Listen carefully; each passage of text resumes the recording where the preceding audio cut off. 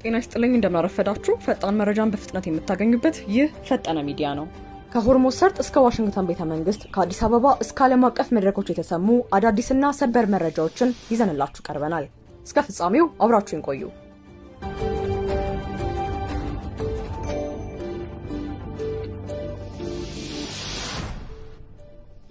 በትላንትናው ዕለት ማለትም አርብ መጋቢት 25 ቀን በፋርስ ባህረ ሰላጤ ክልል የተከሰቱት ተከታታይ ክስተቶች የአሜሪካን ወታደራዊ የበላይነትና የቀጠናውን ሰላም ጥያቄ ውስጥ ከተውታል። የአሜሪካው F-15 ተዋጊ ጀት በባህረ ሰላጤው ሰማይ ላይ መከስከሱን ተከትሎ አብራሪውን ለመታደግ የተላኩ ሁለት የነፍስ አድን ሄሊኮፕተሮች በኢራን ወታደራዊ ኃይሎች ጥቃት ደርሶባቸዋል። እንደ NBC ዘገባ ከሆነ ሄሊኮፕተሮቹ ቢመቱም በውስጣቸው የነበሩት የቡድን አባላት ግን በተአምር ተርፈዋል። በዚያው በትላንትናው ዕለት ሌላ ሁለተኛ የአየር ኃይል አውሮፕላን መከስከሱን ተሰምቷል። በአንድ ቀን ውስጥ ሁለት ዘመናዊ ጀቶች መከስከሳቸው ትልቅ ጥርጣሬን ፈጥሮ የነበረ ቢሆንም ዛሬ ቅዳሜ የወጣው የኒውዮርክ ታይምስ ዘገባ ግን አንድ እፎይታ የሚሰጥ መረጃ ይዟል።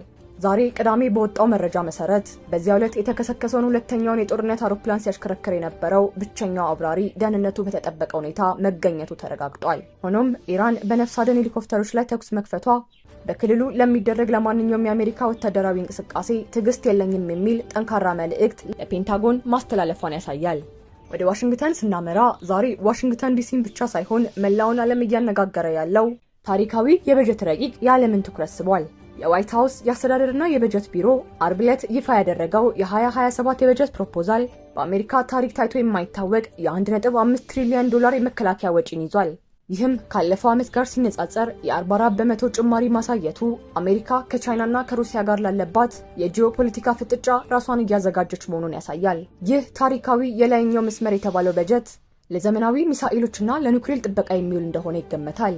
ይሁን እንጂ በጀቱ ለጦርነት ቅድሚያ ሲሰጥ ለመከላከያ ያልሆኑ እንደ ጤናና ትምህርት ላሉ አገልግሎቶች የ10 በመቶ ቅናሽ ማድረጉ በአሜሪካ ዜጎች ዘንድ በጠመንጃና በዳቦ መካከል ያለ ምርጫ ሆኖ ቅሬታን ሊቀሰቀስ ይችላል። ይህ ግዙፍ በጀት በዓለም አቀፍ ገበያ ላይ የዶላርን ዋጋ ሊንረው ይችላል። ይህም እንደ ኢትዮጵያ ላሉ ታዳጊ ሀገራት የውጭ ዕዳ ጫናንና የሸቀጦች ዋጋ ሊያስጨምር የሚችልበት እድል ሰፊ ነው። አሜሪካ 1.5 ትሪሊዮን ዶላር ለጦርነት ስትመድብ ዓለም በቀጣዮቹ ጥቂት ዓመታት ትልቅ ግጭት ውስጥ ልትገባ እንደምትችል የደቀነችው ስጋት ውጤት ነው።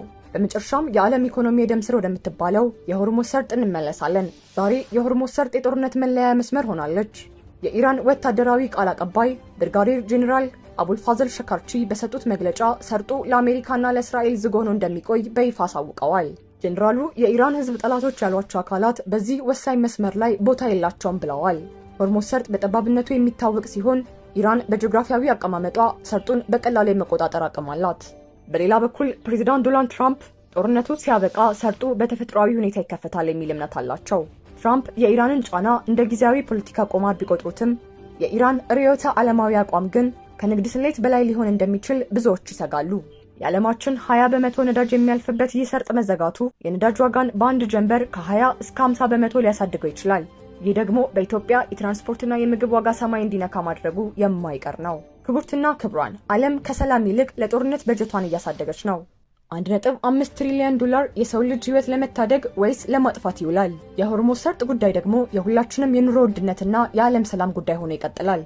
አዳዲስ መረጃዎች እንዲደርሷችሁ ፈጠነ ሚዲያን ሰብስክራይብ ማድረጋችሁ እንዳትረሱ።